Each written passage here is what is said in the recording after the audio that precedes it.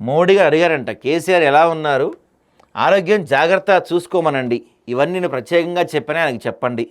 తనను కలిసిన బీఆర్ఎస్ ఎంపీలతో ప్రధాని నరేంద్ర మోడీ వ్యాఖ్యలు. నిన్న కూడా ముఖ్యమంత్రి గారు ఈ కృష్ణాలకు సంబంధించి చర్చ పెడదాం, కేసీఆర్ని అసెంబ్లీకి రమ్మనండి అని చెప్పి ఒక మాట అన్నాడు. విషయం ఏంటంటే పాపం కేసీఆర్ గారి ఆరోగ్యం ఏమాత్రం బాగాలేదండి. పూర్తి స్థాయిలో కేసీఆర్ గారి ఆరోగ్యం బాగోలేదు. ఈ ఆయనకి హెల్త్ ఇష్యూ తీవ్రంగా ఉందట. కిడ్నీలు అంటే మన కిడ్నీస్ ఏం చేస్తాయంటే ప్రోటీన్ అబ్జర్వ్ చేసుకుంటాయి. సో ఆయన కిడ్నీస్ ప్రోటీన్ అబ్జర్వ్ చేసుకోవట్లేదంట.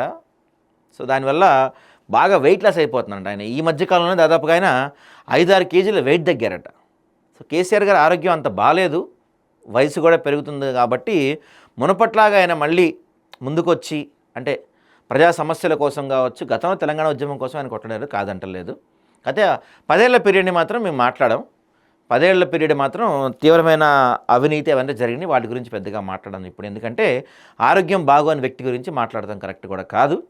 పదే ముఖ్యమంత్రి గారు కావచ్చు, కాంగ్రెస్ నాయకులు కావచ్చు, ఆయన టార్గెట్ చేయడం కూడా అనవసరం. పాపం ఆయన వయసు అయిపోయింది, ఆరోగ్యం కూడా బాగలేదు, పెద్ద మనిషిగా గౌరవించండి ఆయన్ని.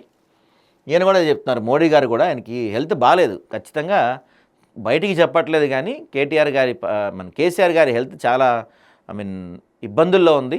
ఆయన కనీసం ఒక గంట సేపు నుంచోని లేని పరిస్థితులు కూడా ఉన్నారు ఆయన. వాస్తవం ఇది. బీఆర్ఎస్ అధినేత మాజీ ముఖ్యమంత్రి కేసీఆర్ ఆరోగ్యంపై ప్రధాని నరేంద్ర మోడీ ఆరా తీశారు. కేసీఆర్ ఎలా ఉన్నారు, ఆరోగ్యం ఎలా ఉంది, ఆయన ఆరోగ్యాన్ని జాగ్రత్తగా చూసుకోమనండి, ఇవన్నీను ప్రత్యేకంగా చెప్పండి అని తను కలిసిన బీఆర్ఎస్ ఎంపీలకు మోదీ చెప్పారట. బీఆర్ఎస్ రాజ్యసభ సభ్యులు కేఆర్ సురేష్ రెడ్డి, వద్దిరాజు రవీంద్ర, దీకొండ దామోదరరావు శుక్రవారం పార్లమెంట్లో ప్రధానమంత్రిని ఆయన కార్యాలయంలో కలిశారు. సిరిసిల్ల వరకు నిర్మిస్తున్న నేషనల్ హైవే 365Bని వేములవాడ మీదుగా కోరుట్ల వరకు విస్తరించాలని వినతిపత్రం ఇచ్చారంట. ఈ అంశాన్ని ఇప్పటికే తమ పార్టీ వర్కింగ్ ప్రెసిడెంట్ కేటీఆర్ కేంద్రం దృష్టికి తీసుకొచ్చిన విషయాన్ని మోడీ గుర్తు చేశారు. ఈ రహదారిని విస్తరించేందుకు కేంద్ర మంత్రి అధికారికంగా మాట ఇచ్చిన విషయాన్ని వివరించారు. ఈ రహదారిని విస్తరించడం వల్ల ఆధ్యాత్మిక పర్యాటక అభివృద్ధి అవుతుందని చెప్పారంట.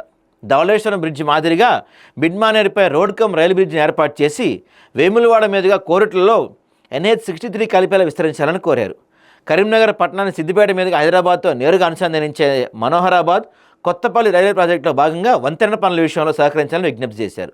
ఈ సందర్భంగా ప్రధాని మోడీ కేసీఆర్ ఆరోగ్యం గురించి ఎంపీలను ప్రత్యేకంగా అడిగి తెలుసుకున్నారు.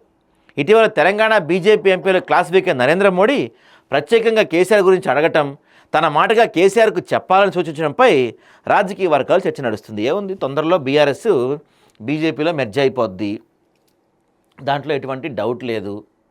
కాబట్టి అడుగుంటారు, ఆయన ఆరోగ్యం బాగుందా, కొంచెం నేను అడిగానని చెప్పండి, ఆయన్ని హెల్త్ బాగా చూసుకోమని చెప్పండి అని అడుగుంటారు. ఏముంది దాంట్లో.